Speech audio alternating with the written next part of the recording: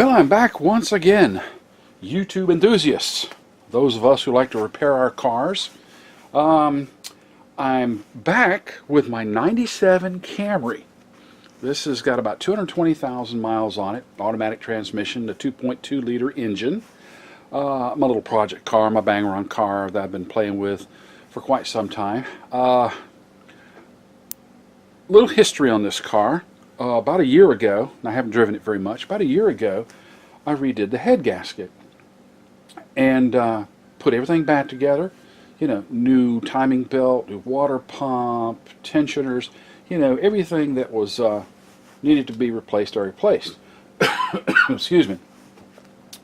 And so, you know, some of the vacuum hoses I replaced, and I would start it up, everything was just fine, or so I thought, but I would hear this odd noise. When you start it up, you could hear it in the air box, and it sounded like the compression was off.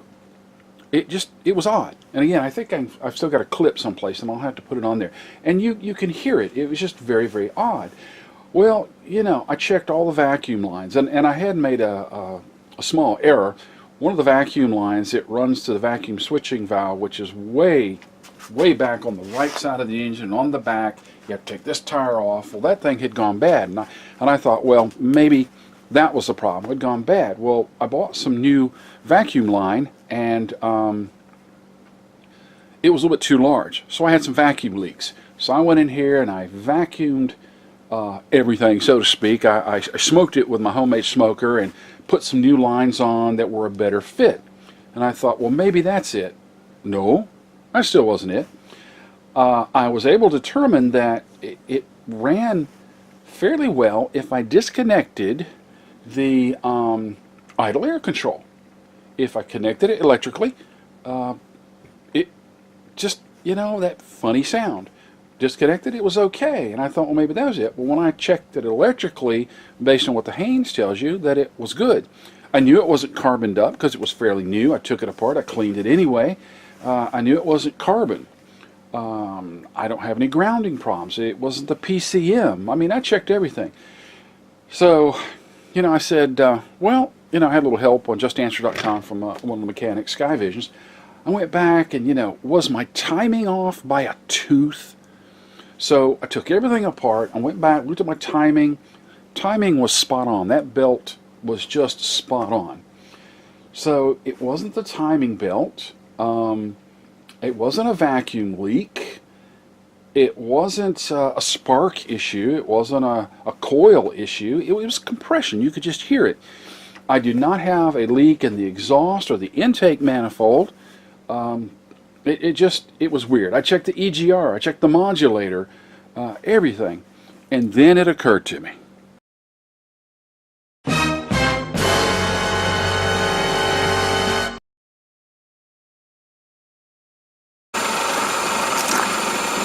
All right, let me reach in here, plug it back in.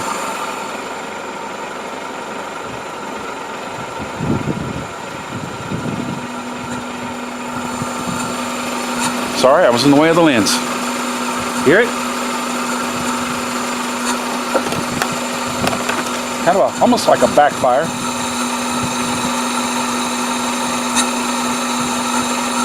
Take it off, it immediately stops. This particular car, you know, when I had the head taken in, I was always told, you know, you take the camshaft or camshafts off, and they want as little as possible because they're going to pressure check it, you know, if they have to resurface it. And I had them redo the valves and the you know, the seats and whatever. Well, of course there was some carbon on those valves, and so they did a valve job. Didn't have to replace anything, but of course they did have to grind a few thousandths of an inch or a few millimeter or less off, and then sent it back to me. So then I put in this car, it's not your typical, well, I have a wrench and a screwdriver and, you know, spring loaded, and I undo this set bolt and check the lash and then tighten it or loosen it up and tighten the set bolt, check the lash again. It's not that style like in Hondas. It has shims. Motorcycles have these too. Shims, and they're about the size No, I'll get one in a second when I pull it out. You know, about the size of those big watch batteries, like CR2032 things, you know, size of a quarter. Well, they are shims that are different thicknesses. Now, of course, you know, when they manufactured the engine, it was set up when it was manufactured. Well, what I forgot was, guess what? When all the work was done on the head, it changed things. The tolerances were different. And I went, oh, so the lobes on the camshafts were great, no problem. They were rotating like they should. Timing was great. But the lash or the valve clearance was different. And for an example, on the intake, which is back here, the exhaust is here, intake back here, and that number 1 of 2, because there's 2 valves per cylinders and 4-cylinder, was 0.03 millimeters. And if you look on the scale here, in millimeters, intake should be 0.19 to 0.29. I was at 0.03. So it was too tight, which means things will be off. I went through each of the shims and found that, oh, I was off. I mean, way off. So what's happening is, you know, the valves are either opening too far or not enough. Very few of them were within tolerance or the actual scale up here. So I've had to take camshafts off, and I've got that previous video. I had to take camshafts out again, and you know, this has buckets, and I'll pull one and show you buckets, and on top of that bucket sits the shim. So I had to do these amazing calculations. If you look in the manual, the Haynes manual, it's like, you know, the desired shim should be this minus this plus this. So you've got to get the valve clearances before you do anything, and then subtract the old shim, blah, blah, blah, blah. So honestly, what I did, I created an Excel sheet. And so what I did is each one of these shims, or 16 of them, each one of these shims, I put the low end, the high end, and the median numbers. Now, because I had to get some new shims, I tried to go for the median number. So for example, on this intake, 0.19 to 0.29, well, mid is about 0.24. Now, when you figured all those calculations, you wanted to get pretty close to 0.24. And it just so happened, out of 16 of these particular shims, I can reuse 6. They're within tolerances. So I had to buy 10 shims. And as it may strike you as kind of strange, it's the exhaust shims that I can actually move up to the intake. It changes tolerances. Now, for the exhaust, as a matter of fact, the scale there is, in millimeters, 0.28 to 0.38. So it changed the tolerances that much. My mistake was, I should have had the shop do this. This is when they want you to leave the camshafts on, and I wouldn't have had this problem. I just didn't realize it until just now. Boy, what a booger. And in the process, my camera was starting to act up. I only had it a year and a half, and it started making chattering noises, and it's like, do you have wind-up teeth? And this thing's chattering. So I had to send it back, and, well, no, we don't fix that, but you can buy another one for $173. So I bought another one for $173. Let me show you. I'm going to go and get my magnet, and I'm going to take, say, the number 1 bucket out and the shim, pop it apart, and show you what it looks like. Actually, before I do that, I'm just going to show you how it looks. Now, I'm on the passenger side now. Now, this car, I did put everything at top dead center before I pulled all this off. Oh, another problem I had. I got down to the point where I had to take the camshaft pulley off, and I made a mistake. Another one. Way to go, grasshopper. But over here, the bolt fits in here, and there's this, you know, narrow space. Well, I had a 12-point socket on my wrench, and I wasn't paying attention. Well, what it did is it rounded off the edges on that 6-point bolt. So I said, no problem. I'd probably still get a 6-point socket. Nope, couldn't do it. Then I've got this little gizmo, you know, this TV deals. Oh, this'll take just about any rounded off bolt off. No. And, you know, this thing's torqued pretty high. In order to hold everything in place, you can also put a wrench on the camshaft right about here. There are some flat spots. And so what I could do is I could rest it against the intake. Well, it's 23 millimeter. Well, guess what? They don't really make a 23 millimeter wrench. It goes 20, 21, 22, up to 24. So I had to go American, as they say, and a 15/16 did it. And I mean, I kept trying everything I could think of. I was hoping to avoid using vice grips. So I used PB Blaster, I used some MAP gas. It would not budge. So I went to vice grips eventually. And of course, the vice grips, this is here, or here. You're trying to capture the bolt here, but it's inset. So you didn't get a full grip. And I tried, and it just made it worse. And I thought about it, and I thought about it, and I thought about it. And then I said, okay, well, let's just take everything off. And there's a shield that's here that keeps everything covered. And I said, well, I'll just take everything out and lift it up. Well, no. See, there's a peg here. And that peg is where the automatic tensioner sits. So I said, well, I couldn't get that out. And I said, well, I'm not going to shave it off. Well, that ain't going to work. I said, if I have to, I'll just trim the shield because it goes way down here. I'll just trim the shield with a Dremel tool, or I'll take a Dremel tool and just, probably take me about 30 minutes to take the head off of that particular bolt and you know, then put it on the vise and get it out that way. And I said, no, got to be a better way. Tom's got power tools, and then it struck me. Yeah, power tools. I got my chisel. Got a nice little chisel, little air impact chisel.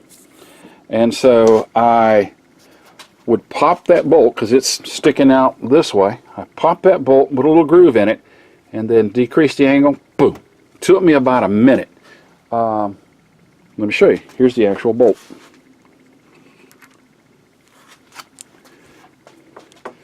Now, you can see how I rounded stuff off accidentally.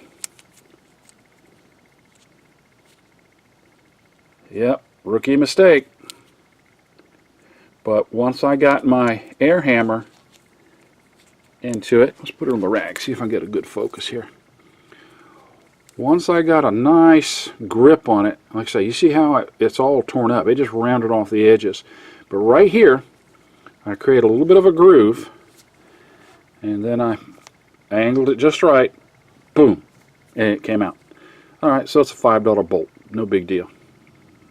So, the moral of the story is, make sure that you don't use a 12-point socket on the 6-point bolt. Now, let me see, let me get my magnet, and I'm going to pull the number 1 bucket out. Now, see here, if you look there, there's your, get up high there, on top, there's your shim, and it's seated inside the bucket. So I'm going to very delicately pop that out. Oh, as a matter of fact, that shim popped right out. And see, there's your shim. Each one, they have different thicknesses. Now, on these, you will notice that there's kind of a shiny side and a darker side, and they're not really marked with the thickness, not from the factory. The shiny side will go up. And then the bucket that it sits in, of course, make sure everything's well oiled. Here's your bucket. Now that part is what's going to go over the spring. As you can see, there's the spring and the valve right there. And it's got little keepers in it. So now I'm going to take this apart. Whoop. And you can see this is the bucket, and that's where that shim will go. Now what I've done, a couple ways I can do this actually. Since I work at a hospital, I've got a bunch of specimen cups, and I labeled them, you know, I1, I2, I3, I4, all the way through 8. and then E, because the exhaust is here, intake in the back, exhaust here, E1, 2 through 8. So when I pull these out, I don't mix them up, especially the shims, but even the buckets. There's different wear for each one. So I'm going to, either that or I've got these small plastic envelopes. I'm going to remove all of these, put them in the envelopes, then I've got to figure out which of these exhausts can go up here, and I'll pop that shim out and put it in that particular bucket.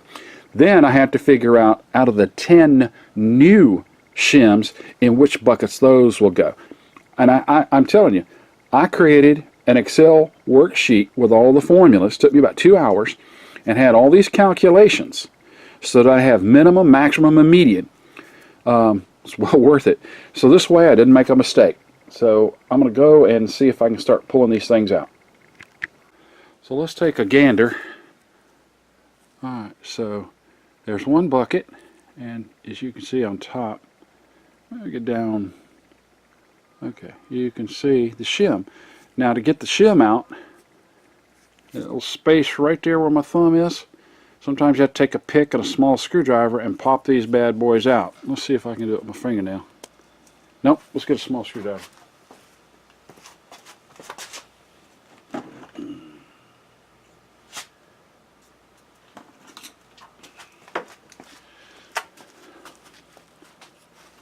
And don't go scoring anything, but I was able to get in there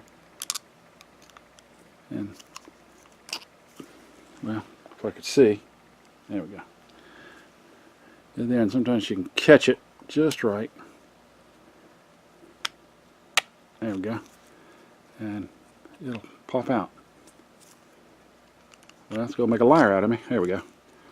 Alright, so if you look again, there's a shiny side and there's a darker side. Darker side goes down. Almost like a little dot in the center. Now the new shims will have the diameter in millimeters on one side, so that side will go down, and it's kind of a dull side on top.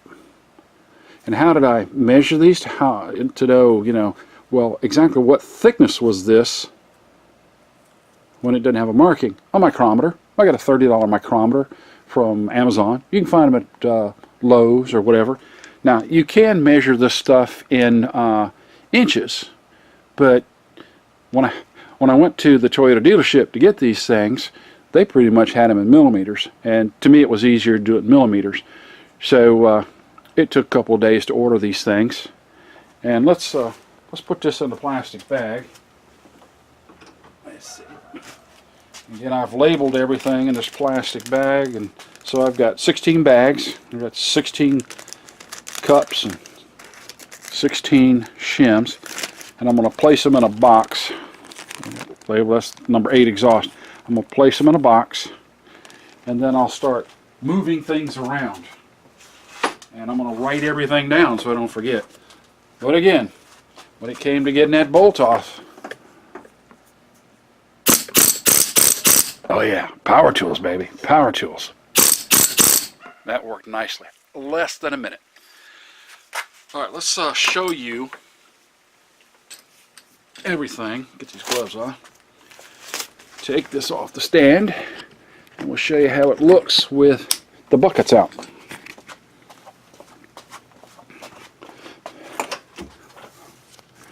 And there are your little keepers, because you know spring loaded this way.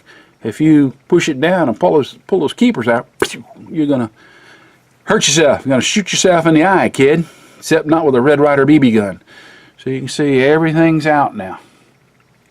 And I'm gonna go readjust the shims. Now when you put this stuff back in, remember that has to be oiled. You want to make sure everything's oiled. You don't want to score stuff when you crank the car up.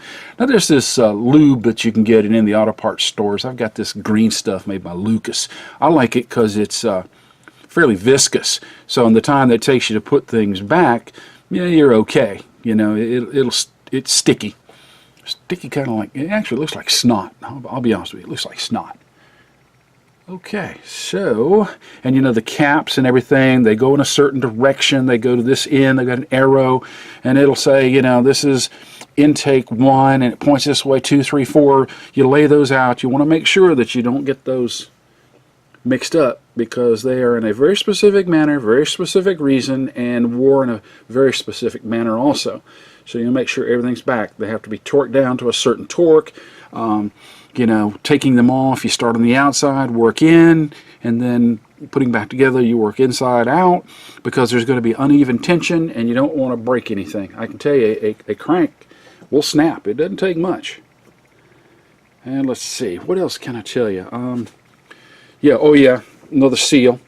And when you pull things up, be very careful. You don't have to scrape off all the old RTV here. You've got these little bosses here and one over there to keep things in place. So make sure you don't lose those. You got, like I say, 2 over here, 1 there, 1 there, and then 1 here, 1 here.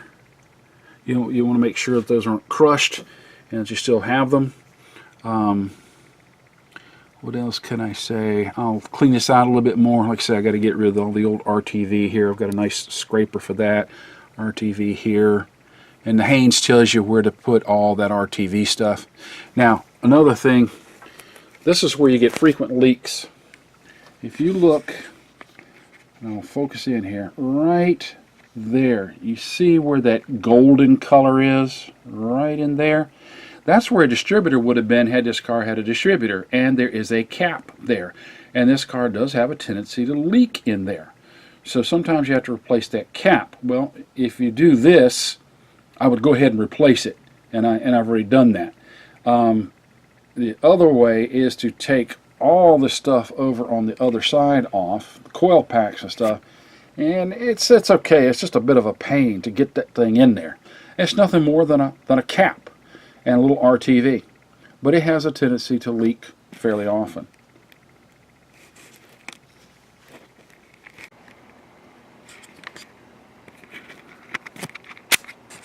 Here's another tip. Because you're working with stuff that can roll off a bench, or in my case, I have an outdoor cat who gets into everything. It's a union job. She examines everything I do. She's the shop foreman. I put it in boxes like this so it doesn't roll anywhere. And then, you know, over here I did all my little shims. But this way it doesn't roll off. And I've had this cat get in here and knock stuff off. And it's like, ew, it makes for a bad day. So I put it in boxes like this. So that'll, like I say, keeps it from rolling off the bench. And of course, I have a house full of critics. Here's the boss. Okay, so here's that sheet I was telling you about. I did all the calculations. I mean, all values are in millimeters, shims for the Camry, the recorded valve clearance, specified valve clearance, specified valve clearance, specified valve clearance, minimum, median, max, and I'm shooting for median, old shim thickness. And then this tells me what the new shim should be. New shim at minimum, and here's max, here's median. This is what I need. And then down to exhaust. This is what I need. And then I took what I had, because the formula is new shim thickness equals recorded valve clearance minus specified valve clearance plus the old shim thickness. Yeah, it gets complicated. So I just plugged in all the formulas, which wasn't hard. Just took some time, and it figured all the stuff up for me. And I put, you know, here's my standard, 0.19 to 0.29 is what it should be on intake. Oh, hold on just a second. That's the wife calling, as you can tell. I think I'll hold on for a second just to make her angry.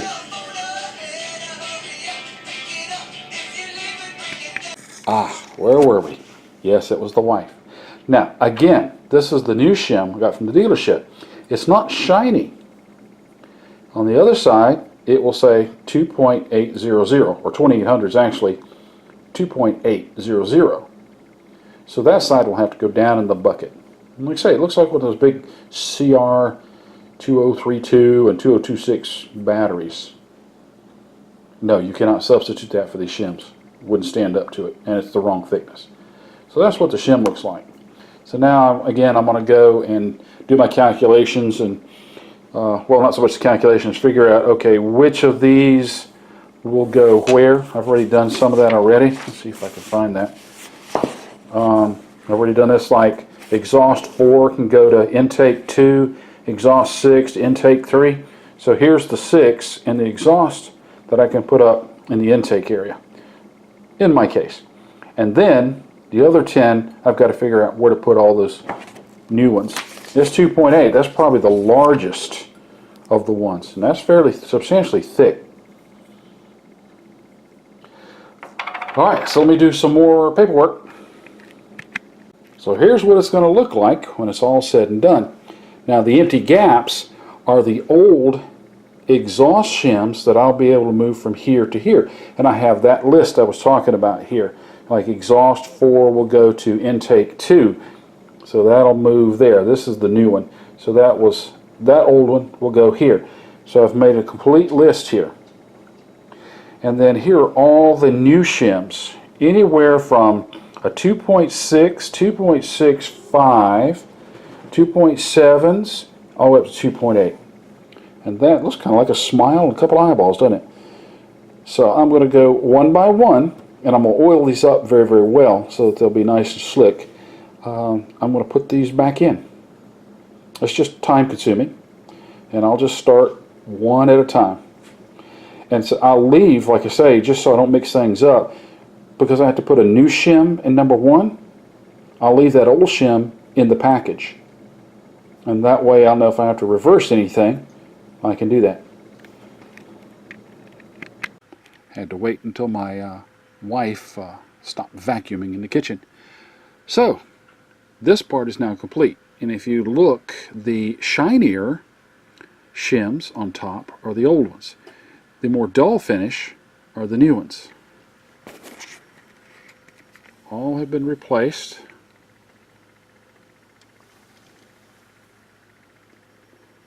And so the next thing is I've got to replace the intake camshaft first and then the exhaust, and at the same time I will also replace the seal. Sorry, wrong way. I will replace the seal in here. And that'll come next. And that's what I showed you on that previous video that I have. Unfortunately, that previous video is before I had this particular camera, so the resolution is not as good as it would be on this particular camera. Maybe I'll refilm it. I don't know. We'll see. But for now, I'm going to call it an evening and come back a little bit later and work on the camshafts. Getting back to business here. I've had to order all my parts, and like I said, I put the shims in. So I have cleaned everything up, and I'm getting ready to put the excuse me, intake camshaft back in, because it's going to go here. Now, I cleaned all this out. Remember, there are some posts here.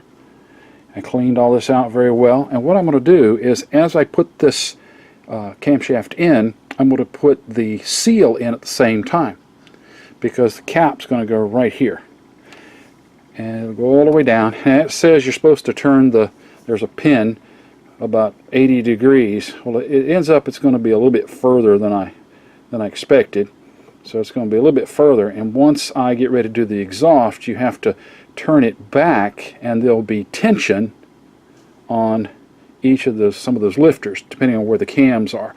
So I'll end up turning it back, because by then I will have put the actual pulley back on.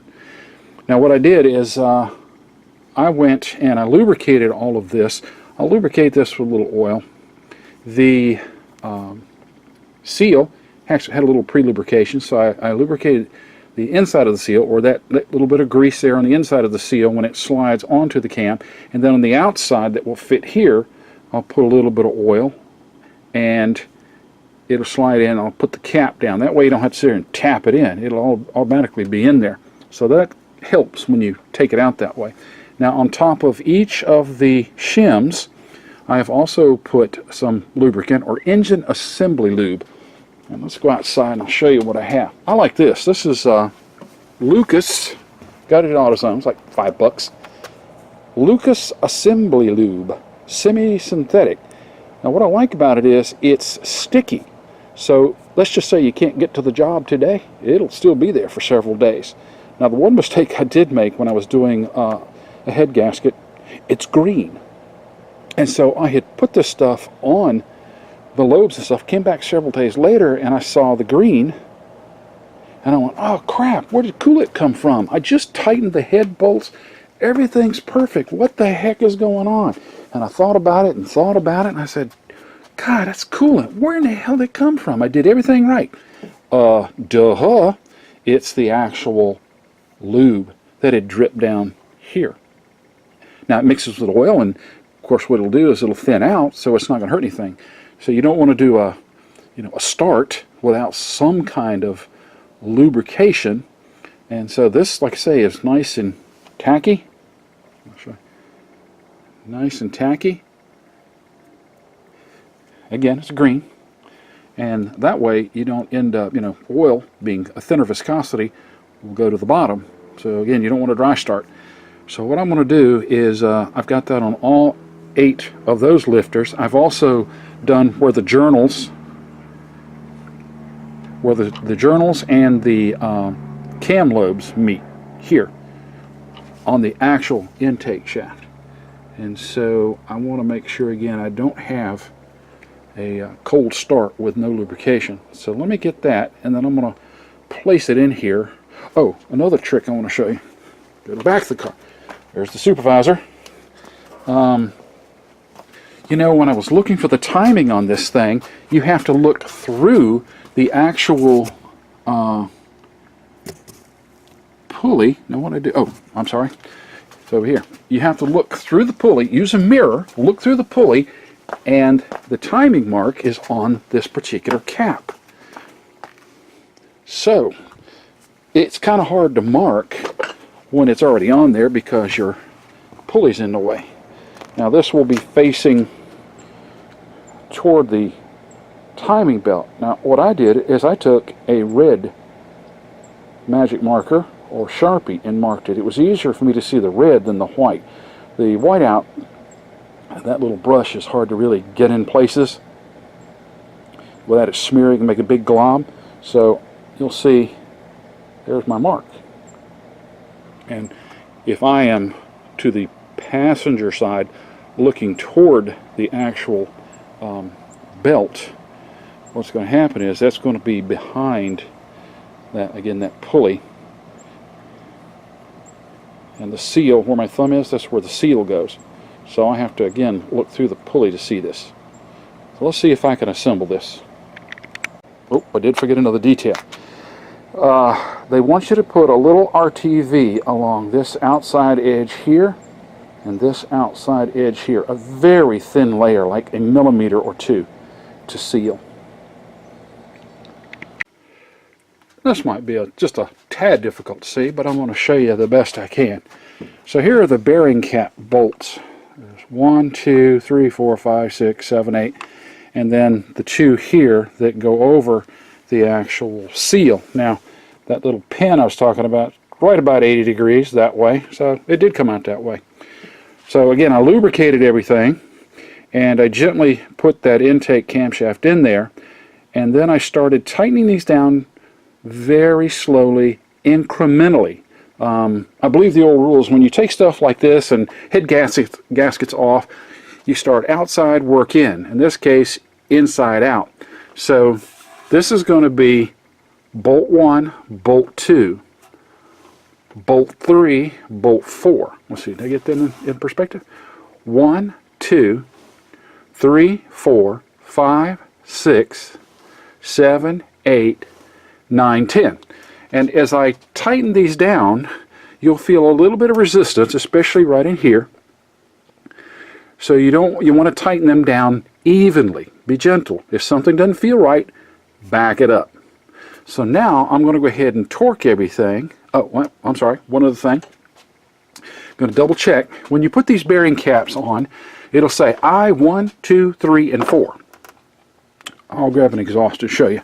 I may have shown you this in the beginning, but you've got to make sure they're pointing in the right direction in the right order because they've all worn differently. Now 1 is going to be closest to the actual timing belt or the front of the engine.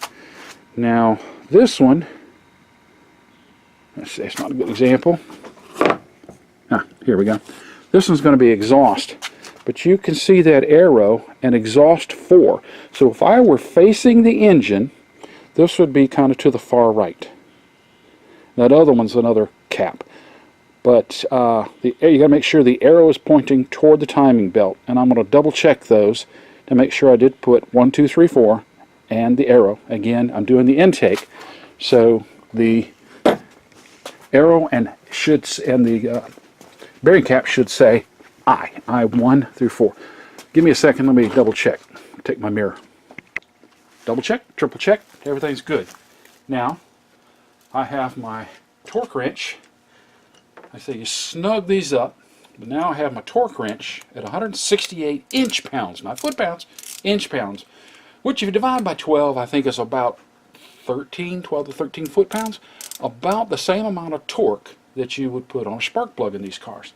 And again, I'm going to start 1, 2, 3, 4, 5, 6, 7, 8, 9, 10. So let's start right here. I lubricated the threads a little bit with some oil.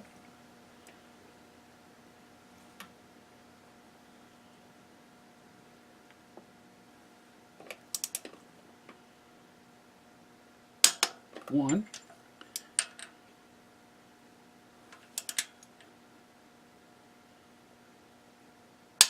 Two.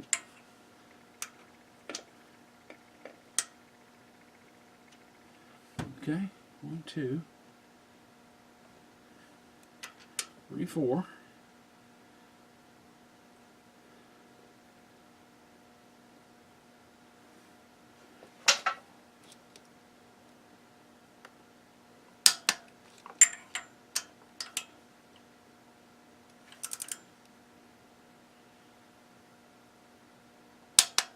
Okay, 5, 6.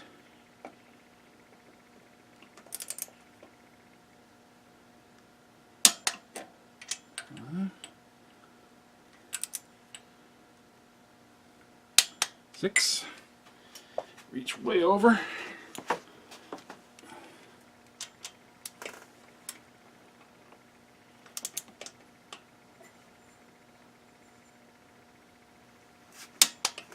7. Yes, I talked to myself. Remember, pull from the end, slow and steady. 8. 2 more to go.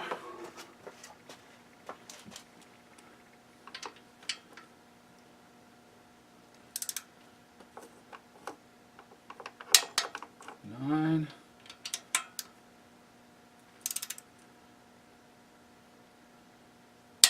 10. My seal is in. My pin is in the right place.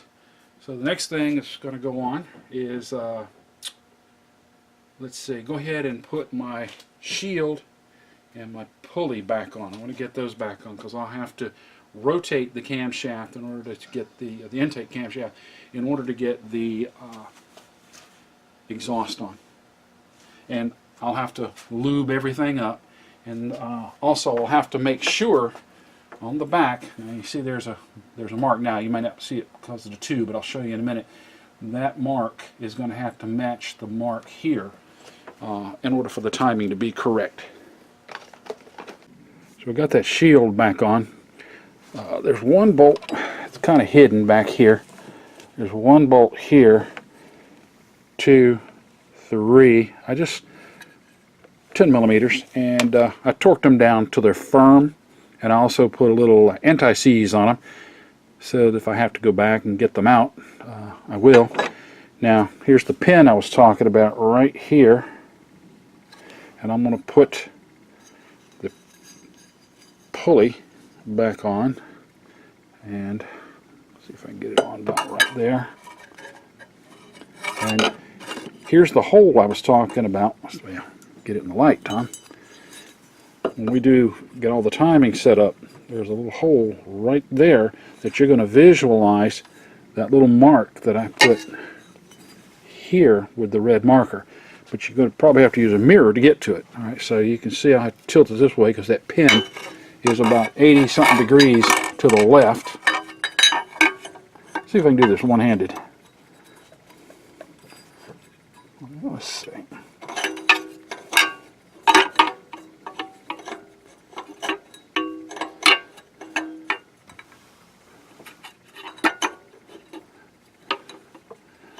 Yeah, kind of hard to do this one-handed and hold a camera. Oh, there we go.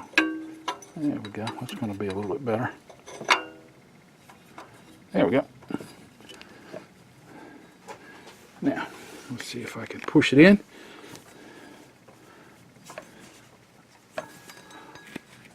There we go. Now that's pretty close to that shield. It's pretty close tolerances there, you can see. Now I'll put the bolts on, and I'm going to torque it down. Torque it down. See if I can get some light on here. I'm going to torque that thing down. I'm going to put some no-seize on that, or anti-seize on that too, or some fluid film. I'm going to put that bolt in. Had to get the new one. That's the one I stripped. And then over here, right there, there are the flat spots that I could put a 15/16. No 23 millimeters. Can't find those. 22, 24, but not a 23. But a 15/16. Or if you've got the proper tool to hold the cam pulley, that's great. But if you don't, you can go over there. And I think that was 42 foot-pounds. I'm going to double check. So here's what I did. I didn't want you to see me struggle. So I put my wrench, which I used torque wrench, 40 foot-pounds, not 42. Put it here. And as I was pushing down, I provided counterforce here with that 15/16. Now be careful, don't break anything down here, aluminum-wise. 40 foot-pounds. Now, I've got that torqued. I'm going to check and make sure everything moves freely. See if I can really get some better lighting there. There we go. So I'm going to rotate my wrench here a few times and see if things move like they should. And nothing binds. Yep, feels good. Of course, there's compression now, because I've got things tightened down. Get on this side. You can probably see a little bit better if I can get the... Well, you can never get a flashlight to stay where you want it to stay. Okay, now you can watch everything move. And it feels good. It's nice and firm. So the next part of this operation will be to get things lined up. I'll be doing the exhaust camshaft next. And if you look, you'll barely see it right there. That white mark is going to have to come this way a little bit, and the camshaft for the exhaust will meet right about there.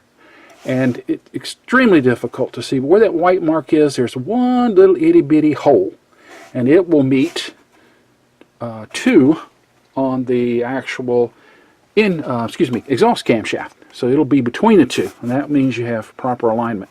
So everything's torqued down. I'm going to give it a rest. I'm this far. Yeah, I'm going to give it a rest for the night. I'll do the exhaust either tomorrow. It's supposed to be a lot warmer. Maybe tomorrow if I have time. Okay, sports fans, so we're back at it again today. It's been a beautiful 81-degree day, and of course I was at work all day, so that didn't help, but it's nice and comfortable out here, so I'm going to continue on with this project. Now, I already have the intake camshaft in. Now I'm going to work on the exhaust, and I forgot to point something out. When I put the pulley back on, there's a lip here. Let's zoom in there. Make sure that lip goes toward the shield. Otherwise, you can't really get the timing belt on properly. So the lip has to go toward the shield here. Now, what it tells me to do is I have to make sure that the pin, let's get a close up here.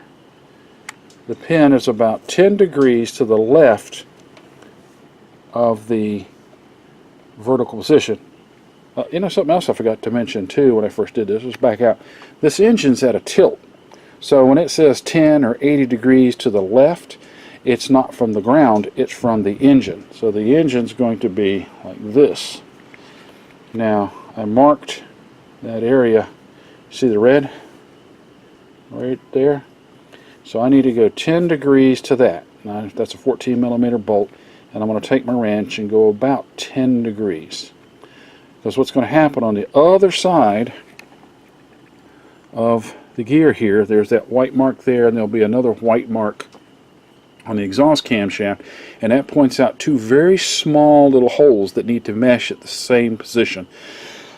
So I'm not going to show you that part, actually doing that. I've got to, you know, lube up all the shims all up and down here, and I've got to lube the journals and the lobes, and I'll push it in and I'll go ahead and tilt things back and forth and show you what I'm talking about as far as where those marks will have to meet. Now this is the part that's really, really hard to see. Now I'm going to try and focus in. If you look where my small flashlight is focused there, you see the two white marks? I'm going to turn. Hopefully I've got these aligned. If not, I'll turn it back. But there are two small impressions that look like dots where those white marks are. And when I did turn the intake shaft 10 degrees to the left, you get it to a point where it, you know, you'll feel the spring. You'll feel the actual force of springs against those cam lobes. So you turn it just far enough that it stays in place by itself, and you try and match this stuff up. So, sorry, I'm one-handed again. So here's what I'm going to do. I'm going to release that spring tension, and we'll see if we're aligned. This is an exceptionally difficult shot. Now if you look, you're going to see the spark plug tube. You'll see the service bolt. If you look just to the left of the service bolt, that's my mirror. And of course I'm on the passenger side now. You'll see those two white marks, one on each of the camshafts. And what you'll have is on the one on the left, let me see, I believe that's the one. It's kind of hard to see this mark. That's the one that's actually on a tooth. The one on the right, there's a small mark. Looks like you took a punch and just punched a small hole there. The one on the right is between two teeth, so it's in the valley. And those have to mesh. Now the next thing I'm going to do, I'm going to put the caps back on, torque those down. It's not much different than the actual, let's see, intake that I did. Let's back this up a little. Okay, there we go. And dear God, do not forget to take out your service bolt down there. Make for a bad day. And in the Haynes manual, it'll tell you which is 1, 2, 3, 4, 5, 6, 7, 8. I'll probably go over that, but I'm going to go ahead and start tightening the caps. So I had to jiggle a little bit. I had to turn the camshaft pulley back and forth. It was a little more this way to get it so there was the least amount of tension, because what provides the tension is when that lobe goes down on the shim. And so I was kind of cattywampy this way. So I jiggle a little bit to the left, and you do everything by hand. If you feel too much tension, back it off. You don't want to strip this. So in this case I was working inside out, and you have to evenly tighten these things this way as well as this way. Don't tighten one bolt down and then come and tighten this bolt down. You've got to tighten it evenly so that everything will come down like this. Again, it took just a little, just take your time. Take your time. Make sure that your caps are facing the proper direction. E1, and the arrow is this way because it's toward the timing belt. 2, 3, 4, and that's an end cap way up there. And that sits on some posts, so don't forget there's posts on there. So now I'm going to tighten everything down to 168 inch-pounds, not foot-pounds, inch-pounds, and I'm going to take the service bolt out. I have double and triple checked everything. So, on the exhaust cams, 1, 2, start from the outside, same on the intake, but 1, 2, 3, 4, 5, 6, 7, 8, 9, 10. So once again, this is like cylinder number 3 where you start. So 1, 2, 3, 4, back over, 5, 6, way over here, 7, 8, and then the cap is last. 9, 10, and I double checked my marks. Like I say, it is extremely difficult to see this. I will try again. You just, well, I'm going to put the camera down for a second, try not to make you dizzy. Alright, so let's see if I can. My dots are spot on. Very hard to see, but you can see the white marks in the mirror. And those dots, the one on the right is between the teeth, and the one on the left is on a tooth, and they're close. And I moved it back and forth. I know everything's tightened down, and I removed the service bolt. So next, let's see what I have to do. I'm going to leave the valve cover off for now. I believe I have to put the timing belt and the tensioner on. So that's going to be next. More assembly required. So, here we go. I had marked the belt, and apparently my whiteout seemed to have rubbed off once I rotated this crankshaft and camshaft. But I had the mark here. I put some whiteout here so I know that would go on. I had a directional arrow. So whiteout's not such a good thing. It rubbed off the belt. But it tells me I put the tensioner on, but I didn't tighten it up. Made it just firm. And it says turn 1 7/8 revolutions. And then tighten it down. Then turn it another couple of revolutions and end up on top dead center. Now, if you look very carefully, I put my finger down there, you can see my white mark here. Well, too much stuff in the way here.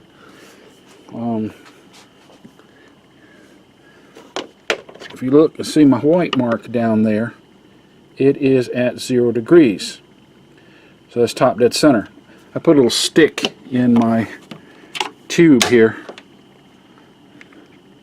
I put a little stick in there, and I know this is top dead center. Then I have to take my mirror and put it right here and shine the flashlight to look right there, and I can see my red mark. And like I said, I rotated 4 or 5 more times just to make sure nothing binds or unfortunate noises that you shouldn't hear. So everything seems to run freely. I tightened that to I think it was like 30 foot-pounds, I believe it was. Let me double check that. Go over here. Check the old Haynes. And the Haynes, either pulley bolts, 31. So it's tight to 31. And now I'm going to go ahead and put the timing cover back on. Now I've buttoned things back up. I wasn't going to go through everything. It's fairly simplistic. Tighten my bolts down, torque them. I now have the engine mount back on where it should be. My accessory belts, my alternator, all the connections. Don't forget these 2 grounds. There's 2 grounds. One here runs to the back and one here. I had a timing belt changed by Firestone a few years back, and it was like a few months later I had a problem. I was driving, the gas gauge was fine, and then it went to zip, and then it went back up to where it should be. And so again, it took several months for that to happen. And I started examining things, and what had happened is the guy had tucked this back up under here. Well, of course, the wire's black, and so is this mount. And I just, did a visual check and found out that he had simply forgotten to reconnect the ground. I'm going to go ahead and do the valve cover simply because I've got to go ahead and put the RTV in, let's see, 1, 2, 3, 4, 5, 6, 7, 8 locations. There's where the aluminum mates. There's a half moon here, so 1, 2 here, and the back here, and then over here, 1, 2, 1 here, and 1 here. Now I'm going to have to use a mirror to get way back in here to get that. And then you torque those spark plug tube nuts. Do it in like increments. That's an aluminum valve cover. You don't want to crack it. And it's torqued to like 33 foot-pounds. So I'm going to go ahead and put the RTV on and put this back on. So that's on. What I did, each of these bolts, again, 33 foot-pounds. So what I did is this one, this one, this one, this one. That way I kept things even. I hand tightened, and then would tighten with a, let's see, is that a 30? Let me go over here and see what that socket was. It's pretty big. It's a, yep, 30 millimeter socket.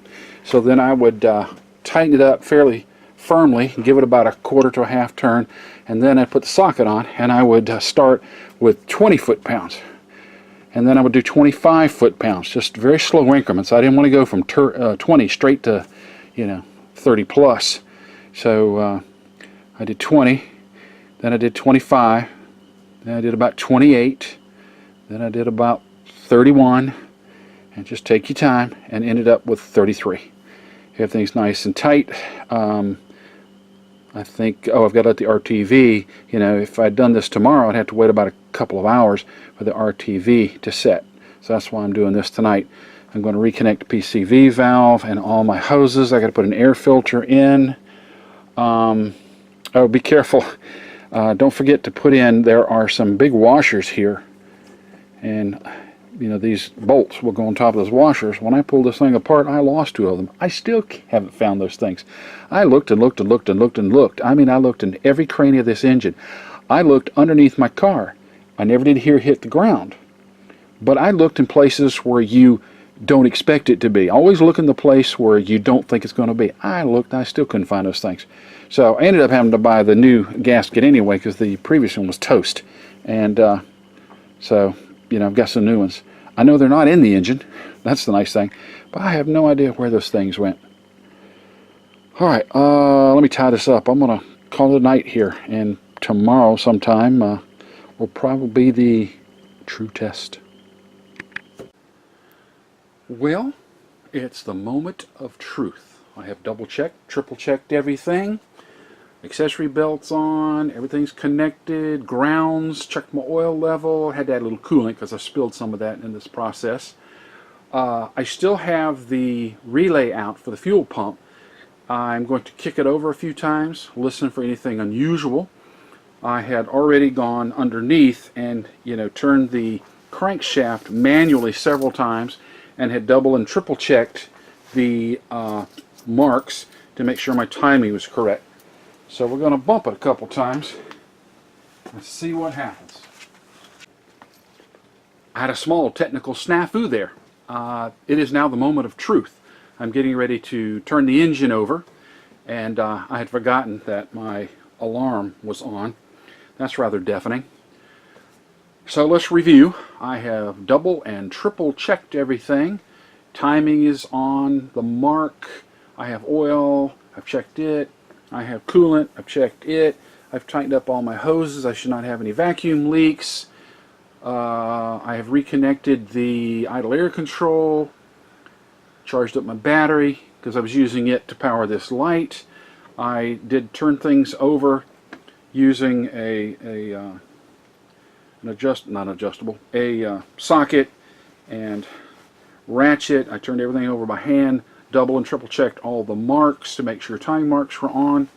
And so what I'm going to do is pop it over a couple times. The relay is still out, so I will not be getting any fuel. And if that sounds good and I have no unusual sounds, I'll put the relay back in and turn it on, prime it a few times, key on, key off, key on, key off, to get the fuel pump to fill the system. Shouldn't have to do that too often because I did not interrupt the fuel system, but just as a precaution, I'll do that. So let's see if I bump it, what happens. Remember, it's live.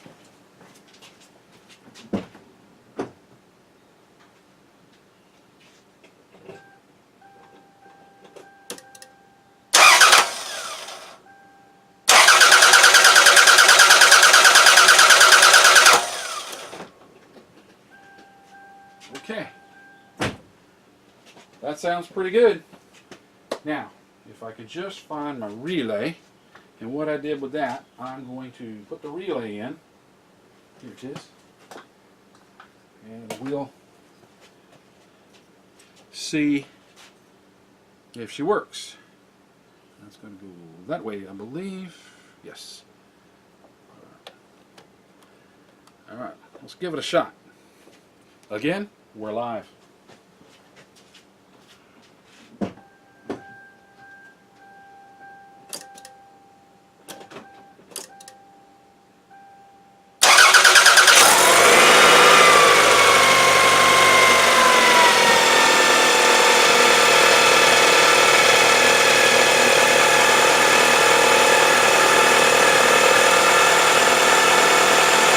So far so good. I'm not hearing that funny noise, that compression noise.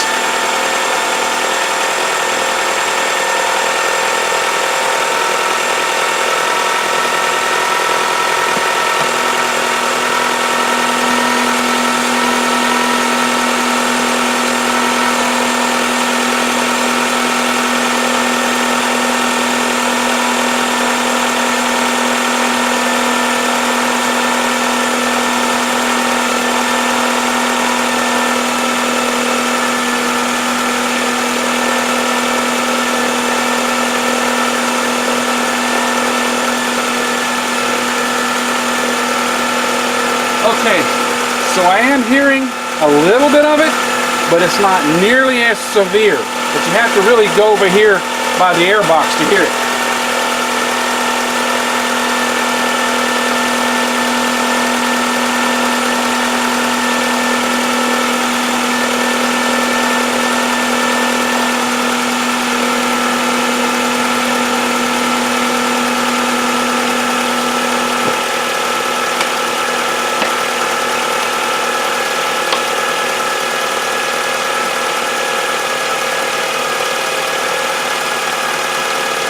So I've done everything I think I can possibly do.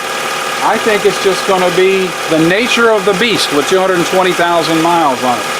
All my compression checks turned out excellent. I have no vacuum leaks. I've checked that. I have no leaks in the exhaust and or the intake. I smoked this machine to no end. I think it's just the nature of the beast. It runs.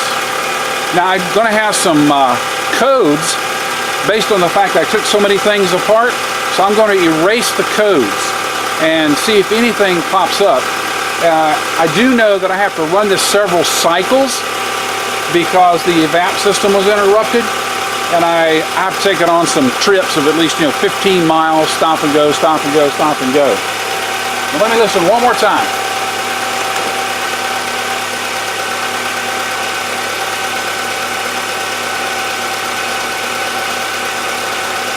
Well, I'm as satisfied as I can be. Now, I had gotten a new throttle body, or a new used throttle body, cleaned it up, and another idle air control. So I'm going to let this warm up, and I'm going to clear the codes. So far, so good. It's warmed up a little bit, and I don't hear the sound at all. Now, again, I've got new shims in here. It may take a little break-in period for some of this stuff to work its way out. I did check. I did not have any codes, surprisingly. But on my actual meter, it will let you know if it's questionable as to whether or not it will pass the smog check here in the state of North Carolina. And I've got a yellow light, which means it's questionable. And again, that's why I need to go and run this car a few cycles to see if it changes to green, because I had the evap system when I did smoke testing and stuff.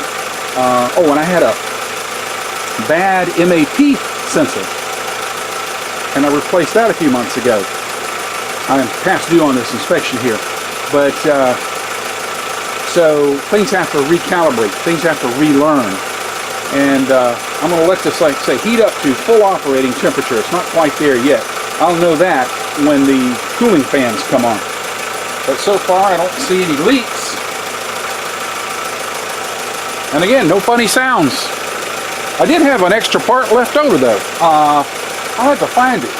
Apparently, I don't know how this got in there, a very small magnet, about the size of a battery that's used in hearing aids, seemed to have been stuck on the service bolt that was on the very end and to the back side of that service bolt in the exhaust cam. I have no idea where that came from. It's not used in this engine that I'm aware of. It's a tiny little thing. So the only thing I can figure is that when I put this exhaust and intake camshaft in this box I have back here to keep them rolling off and keeping the cat from knocking it off, there was some little itty-bitty magnet in there. If I can find it, I'll show you what it looks like. It's a tiny little thing. It couldn't have been on the service bolt when I put it in because that threads through 2 of the gears. And it wouldn't have fit through the hole. But I found it once I put the exhaust camshaft back in. It's a mystery. Now you're not going to really be able to see much here. I'm going to lift up the air box and I want you to be able to hear the noise. Now that drone is normal, but I'm not hearing the pump, pump, pump, pump, pump, pump, pump business. Again, a little bit when it first started warming up.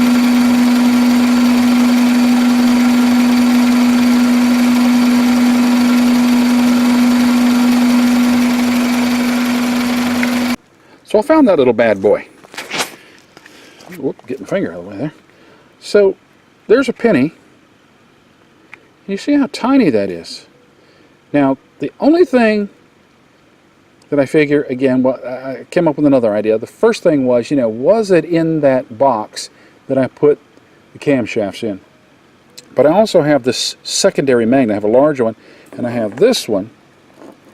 And, you know, it makes me wonder, oops, there we go. That's about the same size, but that one's molded in there. And as far as I know, you know, I never really looked, did it have a second one? And I used this to pull the buckets and the shims out for some of them. Then I went to my larger magnet. But look how small, it's the thickness of a penny. Let me see if I can get on my finger there. It's a tiny little thing. You could see, like I say, not much larger than a watch battery. And that's it in comparison to a penny. I don't know. You got me. If anybody has any ideas, please feel free. Put it in the comments section. I'd love to hear what people have to say.